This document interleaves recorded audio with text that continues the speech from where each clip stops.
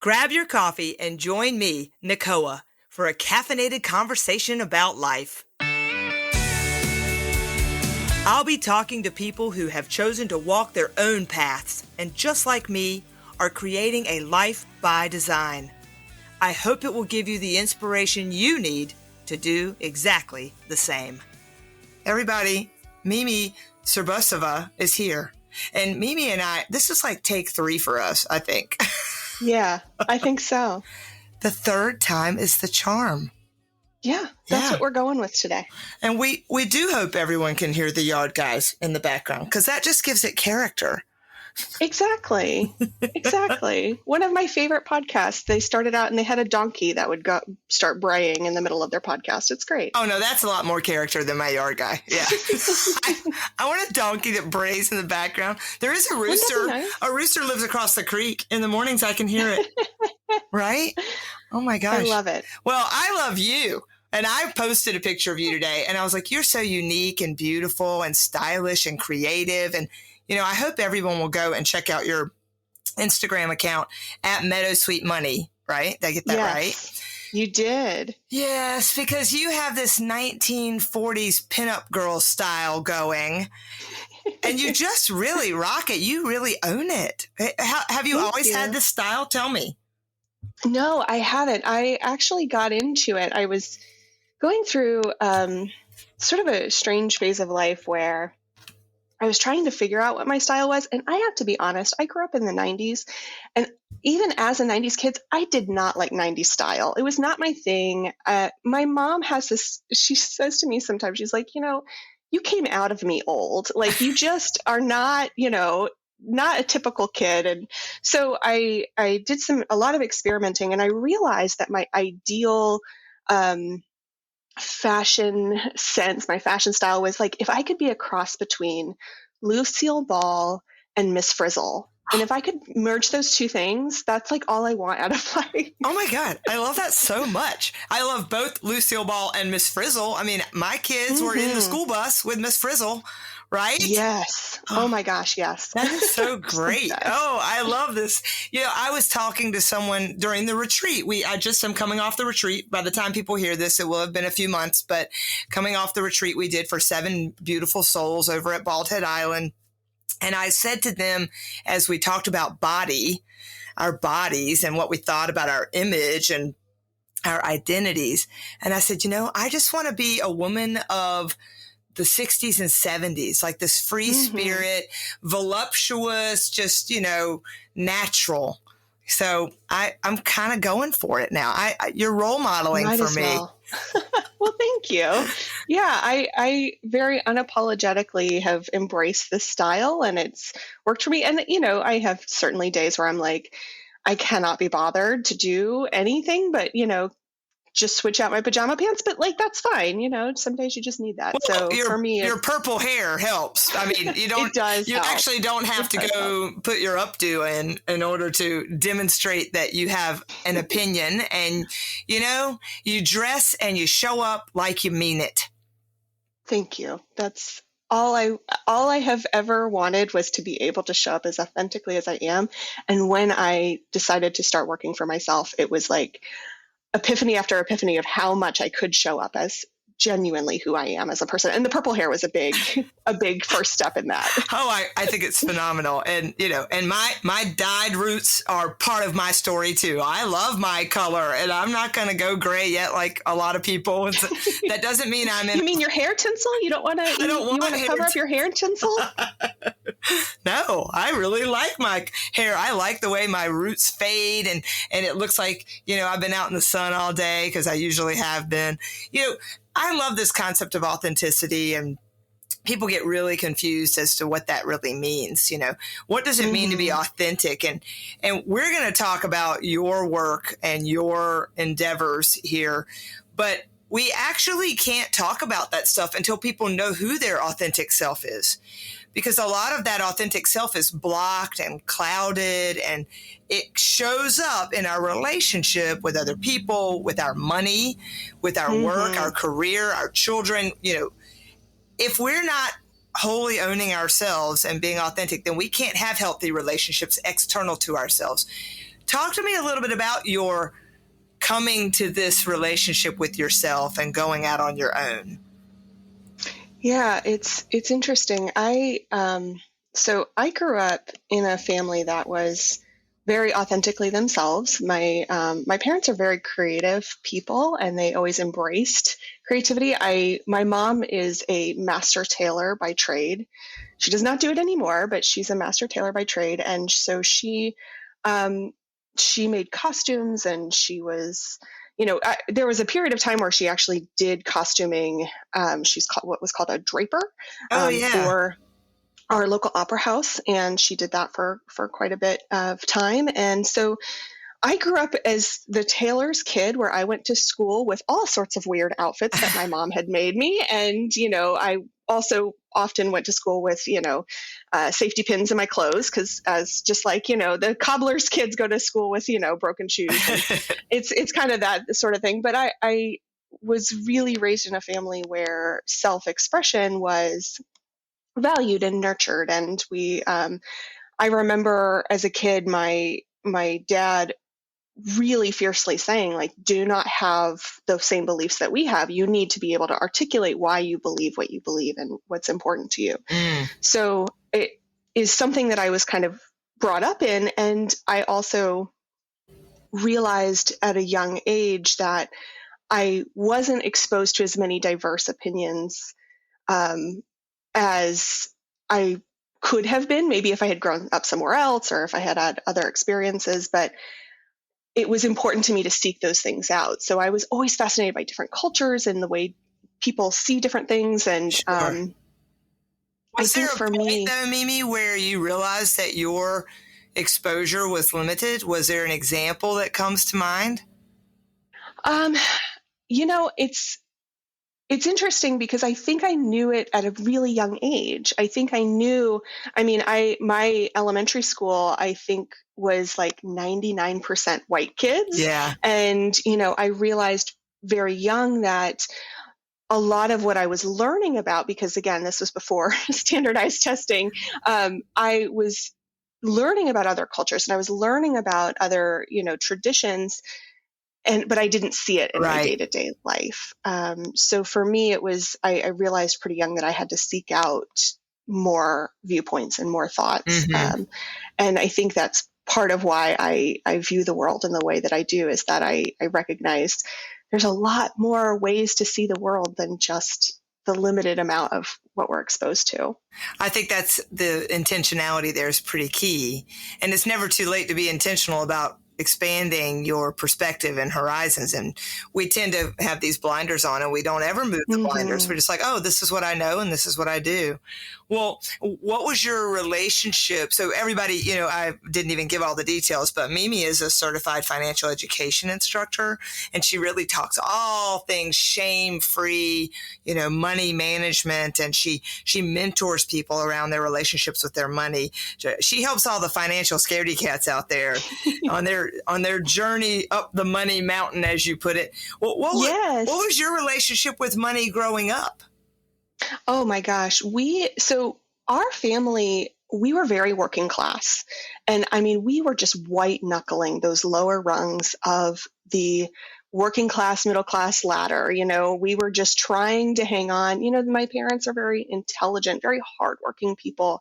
I have a very strong work ethic, I think, because of them. But I grew up really watching them struggle to make ends meet. They had 2 kids. They were doing the best that they could. And like I said, my mom was a tailor. So I went many nights falling asleep to the sounds of her sewing machine as she was picking up some extra work, just trying to catch up on orders until very early morning hours, and I continued that work ethic with going, I worked all through school. I worked more than full time, as well as going to school full time. Eventually burned out, as anyone would expect. But I really believed for the longest time that the only way to be successful was to work incredibly, incredibly hard. And so for me, I got to a point where, I was the financial scaredy cat. So that's why I love working with other financial scaredy cats, because I was one. Right. And, would do that thing where you'd open up your bank account on payday, right? Just to see how much you got paid. And then I would, check it again only if I was like, oh, I might be close to like overdrafting and I don't want to get to zero balance, right? Mm. So I was just terrified to think about money, to talk about money. If the topic of money came up, my hands would shake and my heart would race and I was so uncomfortable. But I had this moment in 2019 where I was working at a little tiny outdoor nonprofit museum. I was making like $16 an hour. And I had this moment where I realized I had a new to me car. So it was not a brand new car, but it was a new to me car and with a car loan, and a nearly maxed out credit card. And it wasn't that I was going out, living it up. I had had several periods of unemployment, mostly due to going through internships for school, doing, the things that I thought were the right thing, helping out my family in times of need. And I just had this moment of clarity where I wasn't upset. I wasn't angry. I just realized I had to figure this out. I couldn't be afraid anymore. Mm. And so that really set the path towards me starting a debt-free journey and starting to learn about personal finance. And I wanted to learn about it from people and from sources that were not about trying to make me feel bad. I couldn't tell you how often I would find resources and information that were not applicable to my situation at all, had nothing, it didn't resonate, it didn't make sense, and also didn't match with the reality of what I had experienced growing up and a lot of things that really weren't my fault that led to me getting into debt. And so I think for me, I started talking about my journey on Instagram and with friends. And at first I had a lot of friends that were like really weirded out by, talking about money too. Oh, yeah, I can imagine. Then over time, they would start kind of asking questions and kind of quietly going, well, what do you think if, who should I turn? What should I do? It was just, it started showing up for you. Well, I want to go back to those thoughts and those comments because about money, like looking at the paycheck and noticing, am I close to the overdraft? I mean, there were moments in my own childhood where I can remember overhearing my mother on the phone once, and she said they were divorced for about 5 years, and I heard her tell her friend, and it never left me. And she said to her friend in a great moment of despair, I can't even afford tampons, she said. And I remember thinking in my mind, oh my God, I never want to be that way. And I remember the overdraft checks, the bounce check fees, not being able to afford groceries and all those things build a story. And you were hearing a story of, hey, you got to work 24/7 or 20 hours out of the day in order to make money, to live a life. And these all create our belief systems, right? And then you are talking about the emotion that comes with the story, and then the emotion that we apply to the story about money. And then there's the shame, right? There's the shame. So, oh my God, I should know better. I should have worked harder.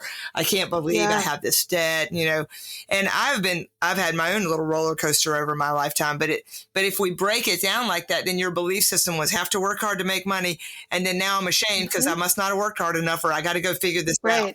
Or I'm not smart enough, or I'm not good enough, or I'm not capable enough. And why am I, I dedicate so much energy, and especially because if anybody comes from a nonprofit background, how it's like, well, you don't get paid in dollars, but you get paid in through the, meaning and all that stuff. And it's like, but I also need to get paid.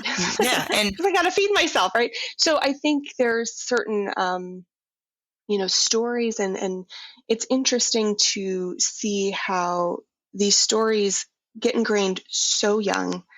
And we're often not even aware of our stories and how they're impacting us and the ways that we react and behave through our financial choices because of these stories that often didn't start with us, right? That often had nothing to do with us as a person and our own personal experiences, but the things that it's like picking up luggage that doesn't belong to you and walking through the airport with it. Oh, yeah. I mean, I've even done energy work where I've found out that there have been historic lineage, on my my father's mother's side of the family, where there was an elder who was quite miserly. And in that miserdom or whatever, had passed down this miserly way of seeing the world through that part of our family. And it made so much sense. Now, I kind of believe in all that, so not everybody does, but we sometimes we can't even literally pinpoint who in our families in this lifetime created it for us. So sometimes we have to clear those blocks. Well, what's an exercise that people can do to begin to really uncover their story? Is there anything that you like to do with your clients or that we could recommend?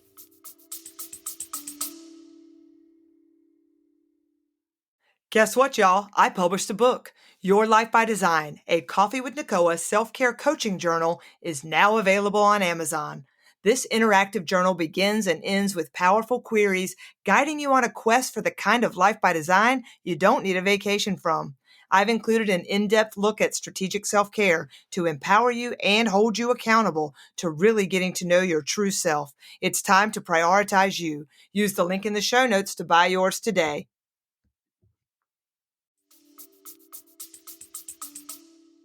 Yeah, I think there's a few different things. There is some amazing work, if you are not familiar, by Dr. Brad Klontz and his team. It's Klontz, which is a fabulous name. But Dr. Brad Klontz, he's a financial therapist, and he does some other work in this space. But he has really identified 4 categories of money stories, or money scripts, as he likes to call them. And there's different stories that we have, but sometimes just understanding what categories we fall into. So for instance, I had a lot of money avoidance stories. So if I didn't really focus on money and I kind of lived this sort of virtuous life and did the right things, that eventually I would be rewarded in some way, shape, or form. And I had a lot of these money scripts, as Dr. Klontz likes to talk about, are all based on this belief that money is not safe. And I'm a little bit like you. I believe that money is ultimately just what we get in exchange for our life energy. But learning about my money avoidance stories and then learning how to start not being avoidant, how to address them in a way that was like, how can I feel safer with this thing? And it's not going to feel safe right away. There are still things that are, stories, because we all have hundreds of beliefs about money and stories that we tell ourselves about money. So it takes time. But that's a really good place to start, is by learning your money scripts and what category you fall into. And you might have stories in all 4 of those categories, which is always a lot of fun. But the other thing I think is really helpful is sitting down and looking at your real numbers from a place of curiosity. And a lot of us are afraid to look at our real numbers. I don't tell people to start with a budget. I actually think budgeting is an advanced tool. It's an advanced skill that comes as a result of lots of other work. Right. So for me, sitting down and looking at my real numbers helped me to go, wow, I'm noticing some patterns. I'm noticing some patterns around some regrettable and forgettable spending. I'm noticing where my money is flowing and going. And gosh, I'm really not getting paid the amount that I thought I was getting paid. And how might I make some changes? And what might happen if I cut back on my regrettable and forgettable spending? Why am I making so many regrettable and forgettable spending choices? So for me, that was kind of a big thing, was to start by taking a real hard look at my real numbers, and then seeing how that connects with my mindset. Because the real numbers, I always say, just the facts, ma'am. Let's go look at the facts. And if you can't sit down and look at the facts without having a panic attack, then we need to deal with the panic attack, right? Yeah. And I think part of it is understanding that your real numbers are not a judgment about who you are as a person. Your real numbers have nothing to do, like I always say to my clients, your net worth is not a reflection of your self-worth or worth as a person. That's right. And I think so many folks take their real numbers personally, and it's just a snapshot in time. It really is. It's because you can change it. It's changeable. That's right. So, And it's figure outable. Everything is figure yes. outable. Everything can be adjusted. And we sit here and we say things like, well, I don't really need this, or I could do without that. Of course I could. I don't really need these things. And then all of a sudden, when, you look at the facts and you're like, well, are you sure? Do you really need that? Well, Yeah. I don't want to get rid of that. So people are really attached, Sure. right? Because that is part of their identity. And, it's funny you said that about net worth. And I do believe that. But I was also raised with a father who kept saying, do you know your net worth? Do you know your net worth? And I remember thinking, But it's the same father who would also say, don't be afraid of debt. Don't be afraid of debt. And leverage your money. Leverage it. Leverage. So I do an exercise with people that says, money is fill in the blank. Money means fill in the blank, and just a simple exercise. And then who am I without whatever, maybe, what did you call it? A forgettable and regrettable expense? Regrettable and forgettable. Yeah.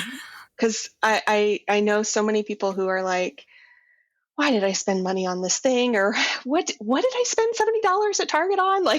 And it's a real thing. It happens, and there's lots of little indicators as to why that might be. And it's hard to offset we are in a capitalistic society that says you are not enough unless you have the eye cream that makes your eyes have no, crow feet, whatever we call that. Right. And, you are not enough if you don't also take your kids on vacation or send them to camp. So how do you help your clients separate that, or how did you separate that? That's really the questions, not about the clients. Let's talk about you, Mimi. About me in particular. I think it was also understanding that, our capitalistic society and capitalism and commerce are very different things. So that's important to keep in mind. But, we also are in a world where our basic needs are often needing to be met through capitalism. We have to purchase a lot of our basic needs, right? That's a really good point. I didn't even think about that. Yeah. For our food, for our clothing, for our shelter, for all of our basic needs are something that we have to be able to purchase. And a lot of people are feeling the squeeze of that. So I think for me, it was understanding what are my true needs? Because I have told a lot of folks, if it keeps you on this side of the dirt, it's worth the money, right? Like it's really worth the money if it's keeping you around because you are valuable and we need you here. But it's also getting really clear on what it means to align your money with the vision that you have for your life. And I think so often what we're doing is we're coming up with a vision that is dictated by our larger society, by our larger culture. I think we're starting as a culture and as a society to question things like, well, is the American dream of, owning a house, is that really what I want? And we're seeing those stories unfold. So for me personally, it was starting to look at what is it that I absolutely must have?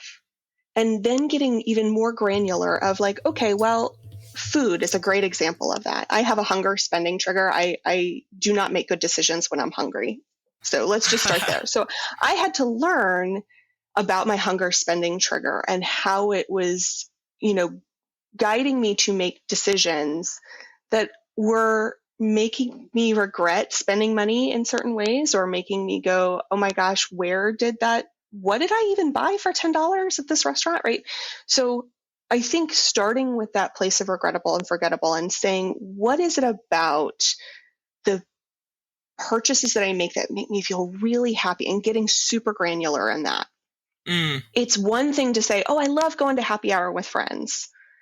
It's another thing to say, I love going to happy hour with friends where we talk about anything besides work, where we talk about the books that we're reading, and we talk about the, epiphanies that we're having, and we're drinking, beverages that are so delicious and well crafted. And I love that we get to sit out and look out on, overlooking some water, like getting really granular on what was important to me and how does that align with it? So I think that's one of the things that was part of understanding authentically, how can I spend my money on my needs, but also on my desires, because what is actually going to fill me up beyond just, I have food, I have clothing, I have shelter. Right. I mean, it's the story we tell. Everything is a story. And we are, as I was educating people this weekend, your words are your wand. And as you use your words, I mean, they don't call it spelling for nothing. So we're casting a spell with every story. And, you know, a big piece of this, I just crossed my arms in front of me. A big piece of this story that I can remember getting caught up in is this American dream of, well, this is who we are. You know, well, we vacation at Bald Head Island. Well, Bald Head Island costs about 10 times more than every other freaking island out there. I could kayak over to a free island, you know, so even, I was like, yeah, Mimi asked me how the retreat went when we first started. And I said, well, ironically, I said, well, we didn't make as much money as I thought we would. Isn't that funny? Even though it was the most profound and powerful, and I loved every second of it. I have no regrets about it. But then my logical head goes, was it worth it though? And of course it was, if I tell the story of 7 lives were profoundly changed. The impact you had. But if I tell the story from the filter, from the filter of money, and well, did you get the ROI? Well, then probably shouldn't do that anymore. But that's not the point of living. The living isn't just the financial return. The living is it fulfilling? Is it powerful? Are you living your passion and your purpose? And if you can align that, the more you do it, the more ROI you will get. So we've got to look at the definition of what our return on our investment means. And not just primary needs, but how important is it for Nicoa to be able to say, oh, my family and I, we vacation at Bald Head Island. You know, am I really that attached to that experience? Now, I like money. So talk to me about some stories where, because I do like to have choice. And in so I want to make sure people understand that we're not talking about, you don't have to simplify down and dumb this down to minimalism in order to have, things all balance out. Because I would like to create a relationship with my money where it's not ebbing and flowing. I would like consistency where there's more than enough money. So talk to me about shifting that energetic frequency around attraction and the stories that you have to tell to create that type of ROI. It's so funny you're talking about consistency because I think we forget that we're parts of nature and money has seasonality to it. So there are times that there are seasons of spending, there are seasons of saving, there are seasons of, just sustaining yourself. And one of the ways, if our focus is on consistency, we have to ask the question, are we looking for consistency outside of ourselves, or are we looking for consistency within ourselves? Oh, this is good. You are so right. Yeah, I always look at things from the point of view of what is my input, not what's the output, because there's a lot I cannot control. I can't control if somebody, if I get on a call with somebody and it feels like we're vibing and it seems like they're, interested in working with me, and then something happens and I never hear from them again. I can't control that. No. What I can control is how often I talk about the work that I'm doing. I can control how I show up every day. I can control whether I send that, reminder email to clients. I can control whether or not I take a look at my needs for that control of like, how do I make this consistent? And, if I'm looking to just make sure that I have what I need to know that number, right? Right. So my baseline, what is it that I truly need to exist in the world and to have a decent enough life that I don't feel like every single day is a slog. Right. Right. So understanding that number. And then when those peaks and valleys come along, having systems in place to ensure that when it's a season of just sustaining, that I have a little extra cushion so that, I have in those moments I can go, you know what? I really need to get a pedicure today. It's going to really help. And I have the funds to do it. And then in those seasons of abundance where we have more than we anticipated and more than what we need, we put a little bit away for those times that we know are coming. Yeah. So I think part of looking at consistency and making sure that we have enough is, again, really understanding our real numbers and getting clear on what enough is for us. Beautiful. And my definition enough is going to be different than someone else's definition of enough. And more often than not, we're grasping at that concept without actually looking at the real numbers of it. You're so correct on this. And it's so interesting to me because I've been an entrepreneur for 15 years. And it's interesting that I went to that need for consistency because I've got 15 years of inconsistency, and yet I have lived a fabulous life. I mean, there's always more. There is always another client. There's always somebody that calls. And if you can sit in that knowing and that faith, it's really faith in yourself. It so is. I will tell anybody under the sun that if uncertainty scares you, entrepreneurship might not be the right pathway for you. I agree. Because it is a journey of embracing uncertainty. And I have had to learn that day in and day out. It's just being uncertain because no one has a crystal ball. No one has, the math. We're all doing the best that we can. But even I think about like when I did work for other folks or I did work, there was a lot of uncertainty there too. Sure. There were times that I found out later that I had bosses that were like, I don't know how I'm going to make payroll, but right. we didn't get the grant that we thought we were going to get. Right. So that idea of certainty, I think, is an illusion in a lot of ways. Oh, you're absolutely right. And most people can't see out past about 3 months anyway. I mean, Exactly. It really is the truth. And if you can, I remember the other day thinking to myself, you know what, Nicoa, you've done this for 55 years. And if something pops up, you'll just do it again. You'll just keep going. Just take it one day at a time. And the key factor, I think, is that you don't realize that you are the common denominator. So if you've already made it through 55 years, then you'll make it through 55 more. I mean, you have the proof or however the beautiful young age that you are. So, I'm very happily 36 and I love being 36. It's great. 36 is a beautiful year. I had a 1-year-old. My third child was 1 year old at 36. And I love that time. And I was in the consistent world, right? I had the corporate gig and only a few years later, I quit. So if in fact you think that money is going to save you, and if I just won the lottery, if I just this, then you're grasping, like you said before, you're grasping at some reality that's likely never going to occur. But if you come back down to earth and come back to our senses, literally, what we see, what we can touch, what we can feel, what we can experience, then what can I control? And how can I tell myself a story that I'm safe?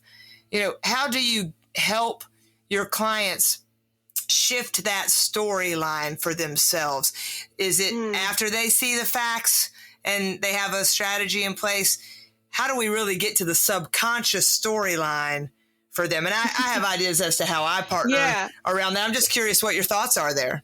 It so depends on the person. But I think what is really helpful, I learned this concept from Tad Hargraves of Marketing for Hippies. He talks about, so often we are sort of oscillating between these two extremes. There's the extreme of posturing and like trying to puff yourself up and be really like bold, and then collapsing, right? And so, collapsing with money is that, I don't want to look at my bank accounts. I don't want to, I'm really avoiding, I'm scared to look at my real numbers. I'm scared to, make the phone call and find out where is that 401k from that job 5 years ago, right?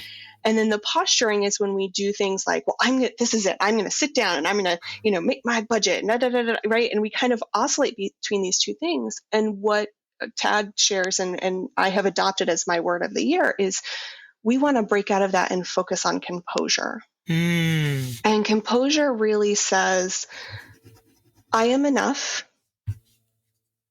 You're human, I'm human. What I really want to focus on is how can I bring a sense of calm? How can I bring my true self into this moment? And I think composure is a place that I really try to help my clients get to. And sometimes that's through, hey, we got to do the hard work at this moment and look at your real numbers. You've been avoiding it. You've been putting it off. And let's do it together, right? Sometimes the composure is, I want you to take a day to just write out all of the things that have been in your head that you keep saying you're going to do, and you keep putting it off. And then I want you to write next to it, what would happen if this went right? What would it look like for this task to go exactly right? And the truth might be somewhere in the middle. You might not get it exactly right, but the best case scenario would look like X. Right. Because so often we're thinking about all the things that could go wrong and all the things that, might not work out. If I call, they're not going to know who I am, or they're not going to understand what, happened, or I want to do this rollover and it's going to, mess up my taxes, or right. Okay. What's the best case scenario? The best case scenario might be that you call, it takes 15 minutes, and then you have, all that money rolled over and you don't have to think about it again. Great. Yeah. Cool. I mean, where the mind goes, energy flows. And I like to listen to Abraham Hicks sometimes, and she talks about or channels about, people say things like, well, you got to take the good with the bad. Like, no, you actually don't. You don't. You can actually just, take the good. Let's focus on the good. What if it went right? I love this advice and I love this practice, because if you literally sit down and scenario plan out positive outcomes, then your mind is focused there. Therefore, where the mind goes, energy flows, and where we focus expands. Then you're moving away from the contraction of the breakdown, and you're actually expanding to the breakthrough. And it becomes that breakthrough. I love this composure space. You're talking about a way of being. If we can especially define with that. money. Yes, especially with money. Is there a story you want to share about yourself when you really recognized that you had stepped into that new way of being, that new composure, and you thought, oh my gosh, in the past, this would have made me freak out? Sure. So I found it really interesting being on a debt-free journey. And I did not start by being on a debt-free journey. I really was just like, I know that there's an issue. I know that there's something I've got to fix, and I'm going to just kind of play with it, and make it, I'm going to make it an experiment. And something that was really fascinating to me, I ended up discovering I had $11,000 that I did not know I had. I had a moment where I got this letter in the mail, and I was looking at it. I'm like, I have never heard of this company. I don't know anything about it. And, it was saying that I had all this money, and I was like, this doesn't make sense. This is probably a scam. So I went online and I was like, no, okay, they are a legit company. And I called and I said, I'm understanding that I have this, and they explained that it was from an old job. It was from a 401k that I didn't even remember opening a 401k. I didn't even remember it. I was like, I'm sure I filled out the paperwork and probably just forgot all about it. Because again, I was very money avoidant for a long time. And I was realizing as I was going through this process, because I ended up having to call my former employer, they had to, it had been years since I had worked there, and they had forgotten to mark me as no longer employed in that company. And I had to call the new CEO, it was somebody I had not worked for, and let them know and go through this whole process. And she made a mistake on the paperwork, and I ended up having to fill out, I had to pay taxes basically on it. Yeah. She messed it up, the rollover paperwork, and it just really stunk. But instead of freaking out and panicking that I had to pay the taxes on it, and then of course I got it back later, it was a whole thing, but it was called an indirect rollover. It's just whatever, all these fancy words. I didn't freak out. I had this realization that I knew enough about personal finance at that point and had taught myself enough that I just said, oh, I have that in my emergency fund. Okay. And I'll get that back in 6 months. No biggie. And that realization of where I was at with feeling composure around money versus where I had been was like, holy smokes, holy smokes. Like, how did that happen? And a lot of it was just tiptoeing through that discomfort before I realized I had been tiptoeing so long I was no longer uncomfortable. Yeah. Oh, that's such a great way to put it. Tiptoeing through the discomfort. Yeah, I love that so much, because when we allow ourselves to go into the discomfort, you don't have to just completely consume yourself in the discomfort and panic. You can one little toe at a time. Like, oh, today I'm going to check the balance on that, whatever, or today I'm going to check the tax refund or the tax payment. Yeah. By the way, how weird is this? But I too had someone contact me about 5-6 years ago, around 6 years ago. And I had just come off of a divorce, and I was a little bit panicky about how am I going to sustain all this. And I had left a company and had not brought some money with me and didn't realize it. And it had moved into an unclaimed money in the state of Massachusetts. And by the way, everybody, you should totally go look up unclaimed money in every state you've ever lived in. Because I also found another like $250 insurance thing that had not been paid back to me, because we moved a lot, and we found money for family members. They're like, oh, Dad, it's so fun. What? I think I had found one that was like $99 from Google or something for my husband. Yeah, like, right? He was like, oh, yeah. So I'll put that link just because it's fun. And if any of you and your whole family can sit down one night and just plug in and see if you have any unclaimed funds. But the universe will provide. Right? You will get those types of surprises, and you needed that validation most likely to prove to you and give you some more facts. Say, oh, look, discomfort came, so I could prove and see that I could manage it with my new system. And I'm really proud of you. I mean, what a great example.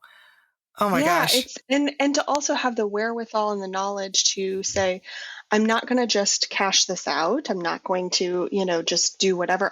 I'm going to very intentionally reinvest it into my future. And I think that's part of, going to this place of composure within personal finances, being able to say, now knowing what I know, how can I leverage this for my goals? Or, it gives you such a beautiful opportunity to take advantage of whatever is presented to you, rather than running from it or being scared of it. Well, it sounds to me like you have an abundance mindset and not a lack or scarcity mindset. And I work at it. Yes. Yeah, and you've had to probably work at your own self-love in order to enable that. I think about my history and many of, my friends and family members, and we have a joke, which language is not innocent. So I'm going to actually stop telling this joke. I'll tell it one more time so everybody can hear it. But it is actually manifested often in my lifetime around money, which is, our dad taught us how to successfully live beyond our means. And that causes you to do things like, let's just charge it. Oh, well, you only live once. Let's go on that trip.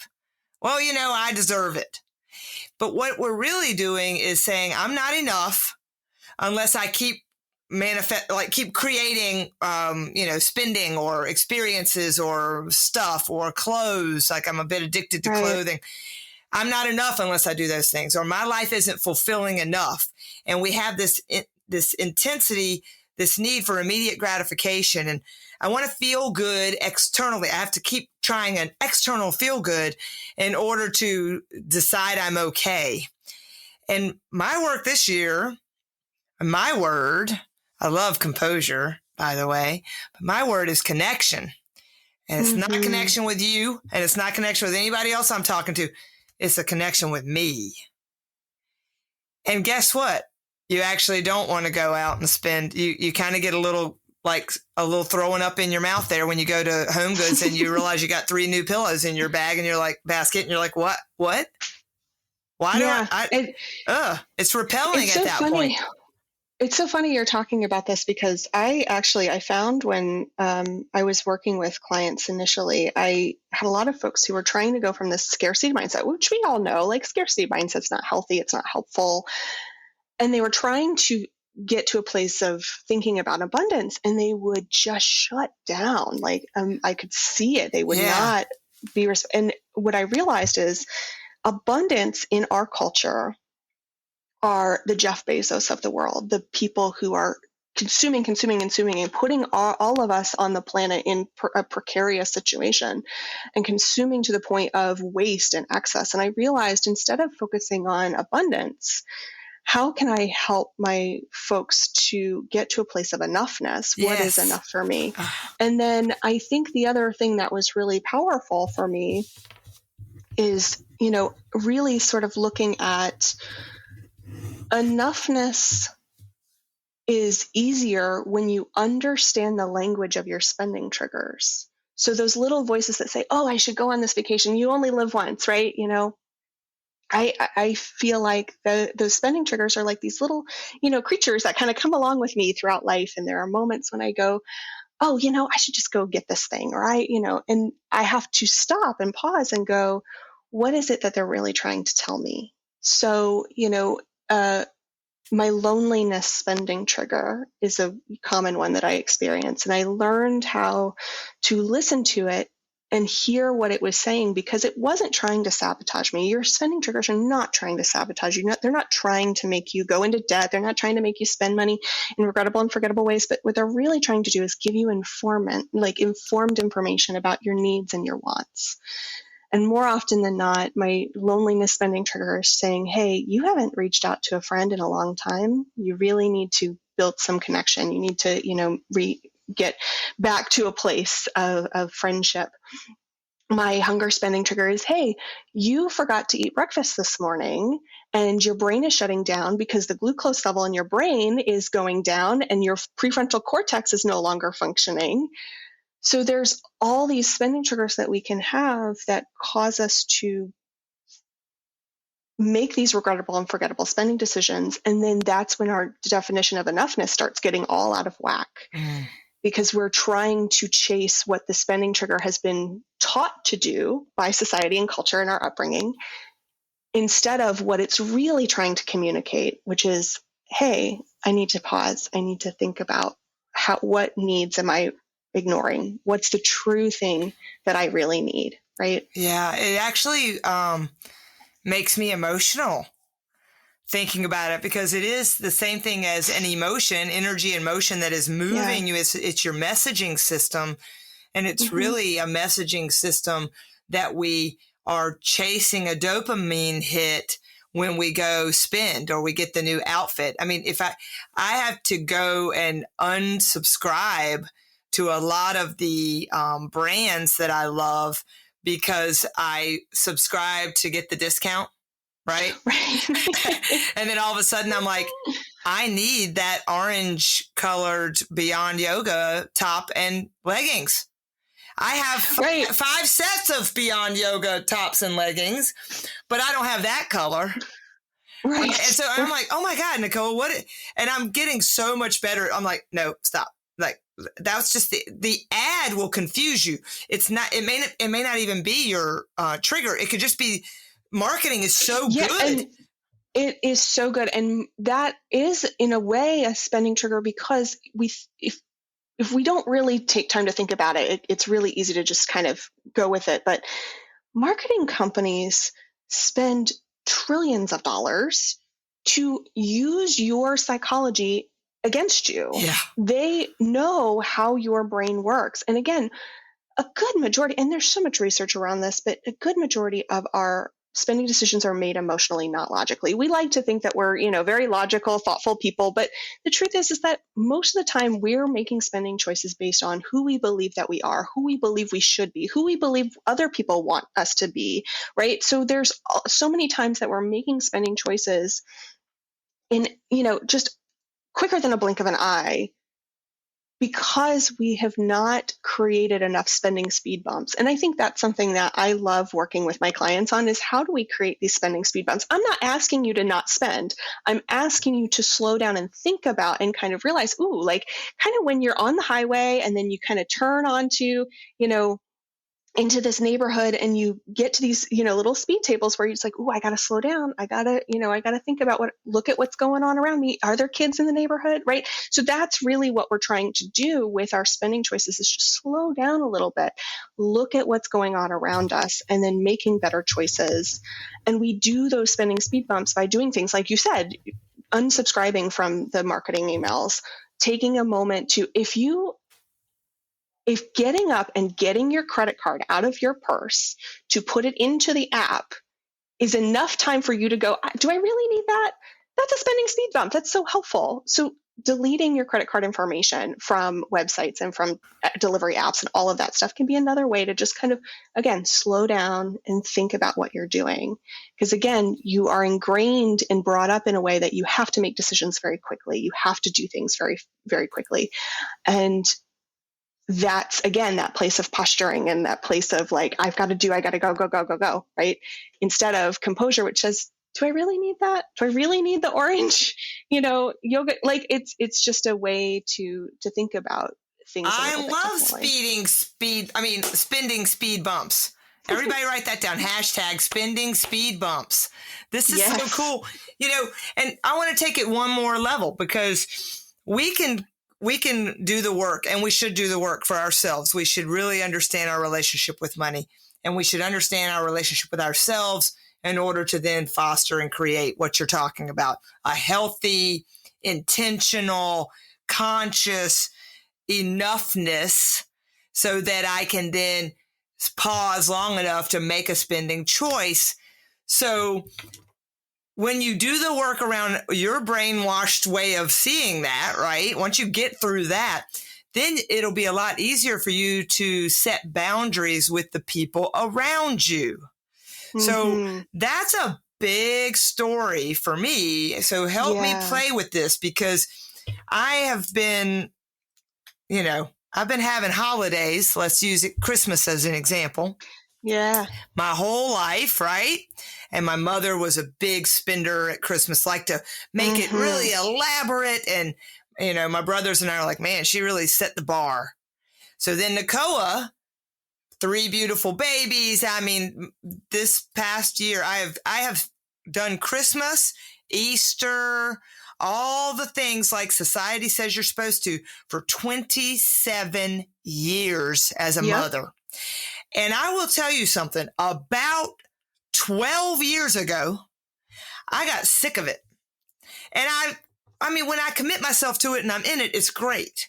And I can make it beautiful, and I'll spend $3,000. I mean, it's like so easy, well, you got to have the popcorn. Everybody has the pop. You got to have the candy canes on the thing. Well, don't forget to make the cookies in. Well, everybody gets the same amount. Well, we spent too much on her, so we got to spend a little more on him. Let's make it fair. And it has to look pretty in the display on the next morning. And the Easter baskets have to have equal gift cards and blah, blah, blah.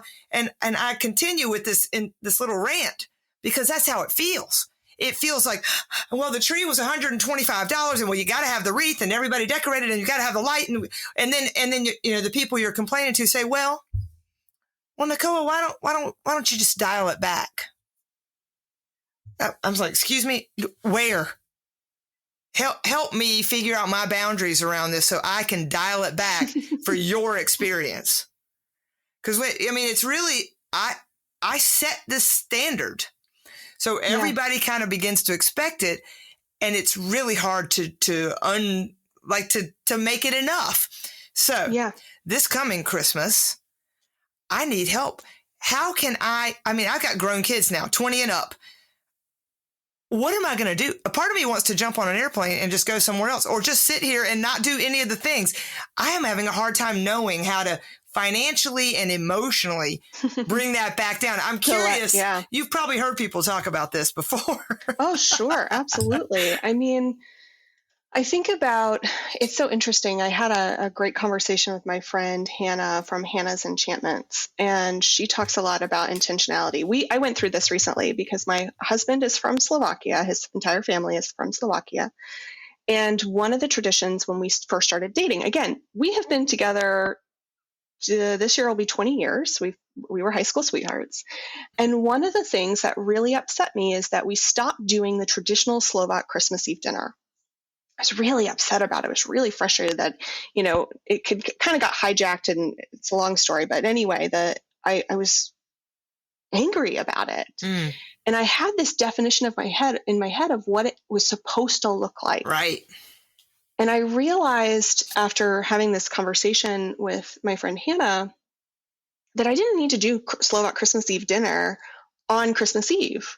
We could do it on Yule. We could do it on another day. We could do it, but I realized how important that part of it was to me. And I got really clear on why was it so important to me. Well, okay.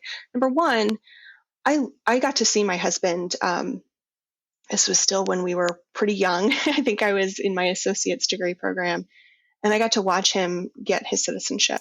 And I got to see his family grow, and be connected to their culture and balance their American culture and their Slovak culture. And it's important to me that I continue that tradition with our kids someday when we have children. And it's important to me to continue that legacy. I took my husband's last name and then added OVA because that's the cultural practice. And I wanted to have my mother-in-law's last name. It was very important to me because she's a wonderful human being and her story is incredible. But I realized how important it was to me to fuse these identities in my holiday time was to have that balance. And I started asking myself, what is important to me?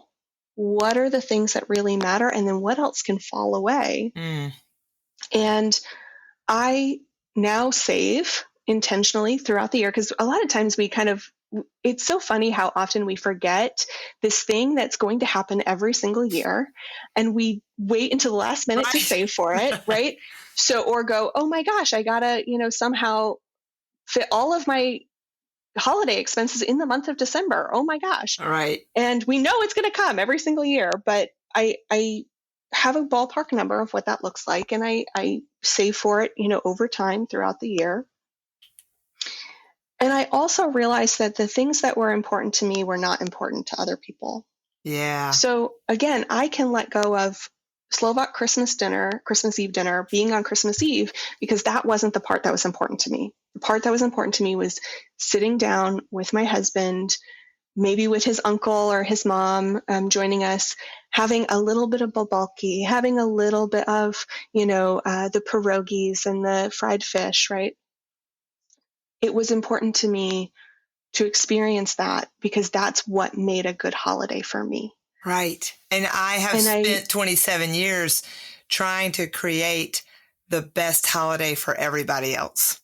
Yeah. And how much of it does everybody else remember? Because that for me, I've had this conversation with my mom many times where it's like, I don't remember all the gifts that I've gotten. Right. I don't remember what was it that was important to me. Oh, I really love when my dad makes pancakes Christmas morning. Right. I really love it when the experiences. When my mom, she has to turn on A Christmas Story, and we got to do the 24 hours of Christmas Story. It's her, that's what's really important to her.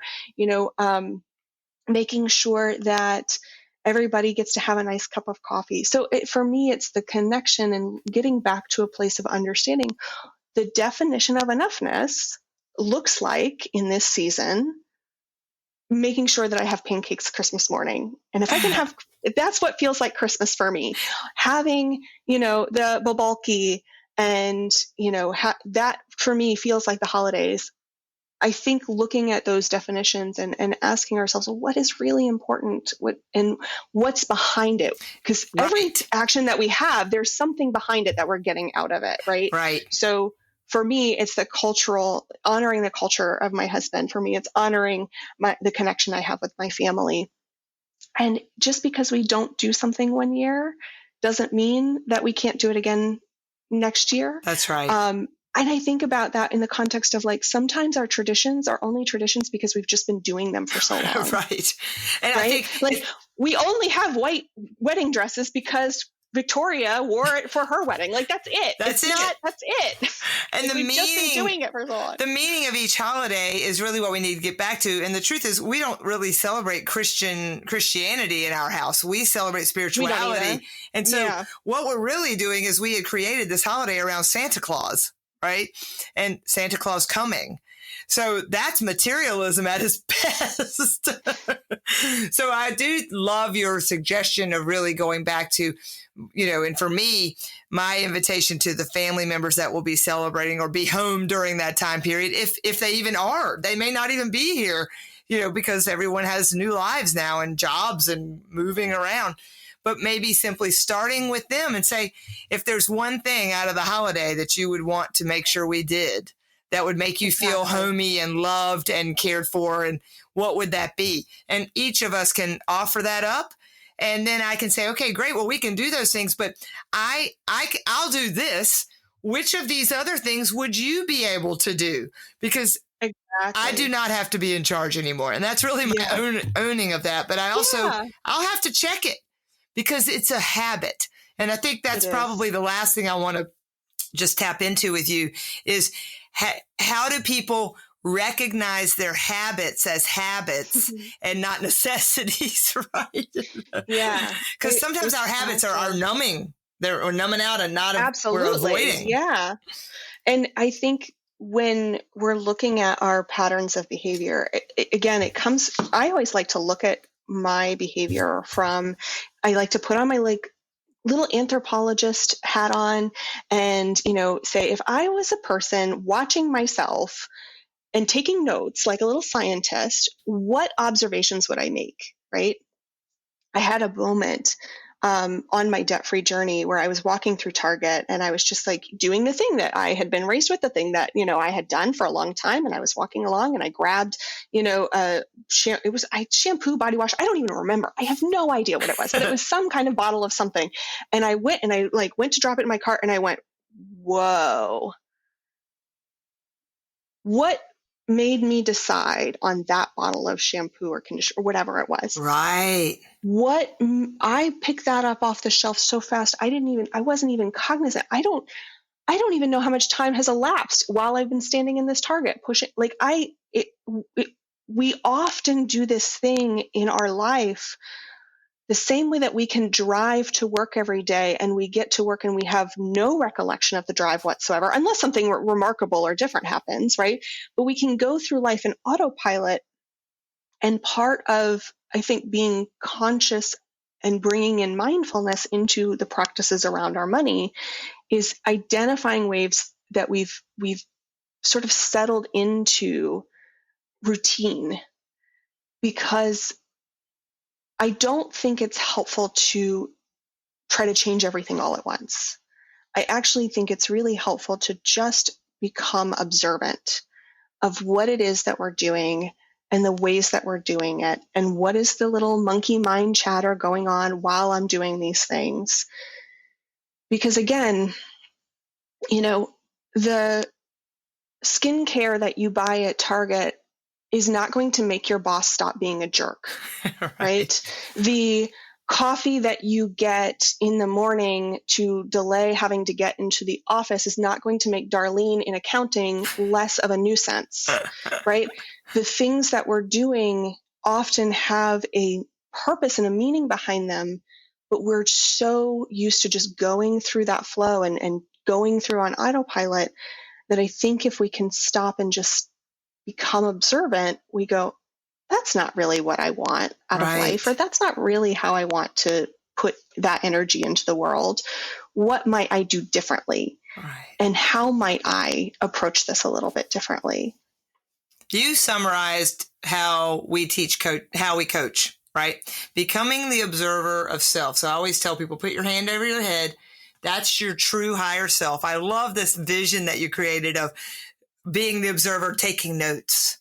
It's time for everybody to start questioning everything and start taking notes. And why do I buy that? It made me think of that story that's gotten passed down generation after generation, where the person putting the turkey into the oven at Thanksgiving had cut off the bottom of it. And Yes. they called their mom and says, why do we cut off the end of our turkey? And she goes, oh, because my oven was too small growing up and it didn't fit. And they were like, what? Are you kidding me? We've been cutting it thinking that was part of the process, So until we start becoming curious, wearing your hat of the investigator or the curiosity hat, we cannot uncover what really matters most to us. And that means coming back to, what do you want and why? Why do I want this? Yeah. Such a beautiful dialogue. Everything is aligned. We could do this same topic. We've done it around money. We could do it around relationships. We could do it around food. We could do it around our bodies, exercise or movement, as I prefer to say now. So I hope people will extrapolate these practices in this way of being and seeing, and find their connection and their composure in order to have a really beautiful relationship with money at a minimum going forward, because that'll affect every area of their life. Sure, absolutely. Yeah. And the point isn't really money. Money is just this vehicle to get us closer to what we really ultimately want out of life. It's to be more in alignment. So, yes, we're talking about personal finance, and yes, we're talking about money, but the point isn't really about the money. It's about you and your life. And it's about energy. Because everything is energy, and you're just trying to find your vibration that's going to attract the experiences on this planet that give you the most fulfillment and satisfaction possible. That's the only reason you're here, is to have an experience. And people like Mimi and me, we're going to just give you as much insight and guidance to help you along this journey as possible. So, Mimi, thank you for sharing your perspective. I love having conversations like this. Would you share a little bit about what you're working on now? Anything? Now, this will come out in a few months, so I don't, Sure. I don't want anybody to miss anything. But tell us what's going on. Really, the best way to get connected to the work that I'm doing is through my website, so meadowsweetmoney.com. But I do one-on-one mentoring. I do different programs through my Patreon. So I have wonderful supporters who make it possible for me to have my podcast. That's a really easy, free way to get connected with me, is through my Meadowsweet Money podcast. Yeah. And I am doing lots of different projects and different, things. But I think the biggest thing is really getting a sense and a taste of what I do. And then if there's something that feels in alignment, then signing up for it, like a class or a workshop or mentoring. So, I'm always here to support people in their journey. Well, you're role modeling the journey, and that's the most powerful way. I mean, what did they say? 2024 is all about authenticity. And so you continuing to unravel who you were raised to believe you were, until now you're continuing to weave that into a new way of being. You also offer a monthly newsletter, I believe, a magazine, and some free stuff. Yeah.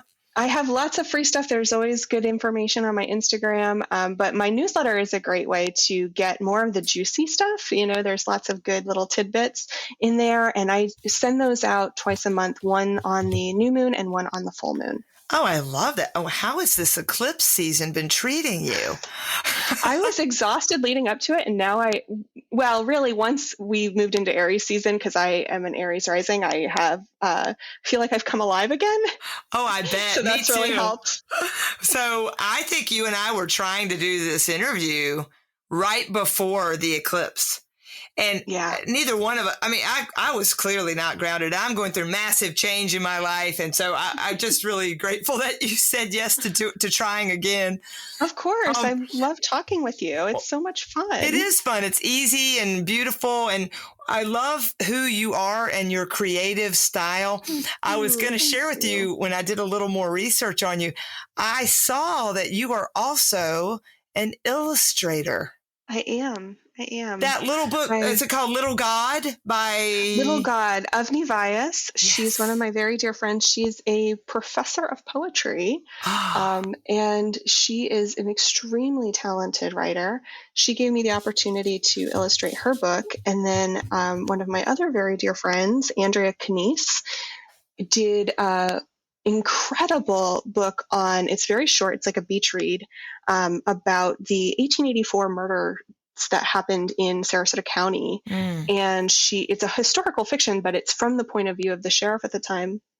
And she gave me the opportunity to illustrate the cover because Sheriff Watson is an interesting, fascinating character. So I love that I got to do that. But yeah, I've been an artist my whole life, and it's something that I love to do. So I express myself through art. Well, I think people will find that the more they spend time with that feminine energy and really being creative, the whole hard masculine effort of managing and dealing with money will become easier. So keeping that energetic balance between, yes, I can look at my money and I can celebrate my money. I can write a check for a bill and say, thank you, thank you, thank you. And go paint a painting about my gratitude. So if I can find those ways to integrate, it just reminded me when I saw that you were an illustrator, I was like, no wonder. Of course she is. Of course she is. And that's probably made your journey that a little bit easier for sure. Yeah, absolutely. I thank you very much. I'm going to get all of this information that you've shared about Brad Klontz and Ted Hargraves and your friend Hannah and the books you've illustrated. We'll put all of that information in the show notes. And I'm just going to end with asking you, what is the number one thing that you want to celebrate about your life by design? Oh, gosh.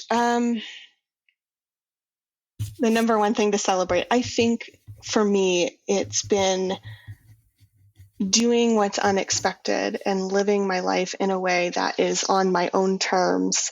I am so fortunate that I get to live the life that I'm living right now. And there are certainly things that I would love to do and to grow into and to evolve into, but for where I'm at in this moment, I feel so much peace and contentment and fulfillment in what I do. And the things that I want to fix feel so minimal and small, and very achievable and doable. So I think for me, living life on my own terms has been such a blessing and such an incredible journey in and of itself. So yeah, for me, the celebration is really in the fact that I get to wake up every day on my own definition of what my life should I celebrate like. that with you. I'm assuming that you finished that sentence because then you froze. Yes, I did. So our editor, Tom, will come in and do his magic, hopefully. He will. We did great considering we had zero issues. I know. Up until like a couple minutes ago. Oh, it must be time to wrap it up, everybody. And I guess you know so. what? It's been 1 hour and 11 minutes, and that is my favorite number, the 1111 or 111. So let's celebrate on that note. And I send you off to continue being your fabulous self. I will see you online. Thank you, my friend, for being my guest on Coffee with Nicoa. Thank you. Thanks for joining us for a caffeinated conversation. Subscribe to Coffee with Nicoa for more stories from people living a life by design. You can also find inspiration on Instagram. Just follow Coffee with Nicoa. And check out our website, coffeewithnicoa.com. And that's Nicoa, Nicoa. We look forward to talking with you soon, and enjoy your coffee between now and then.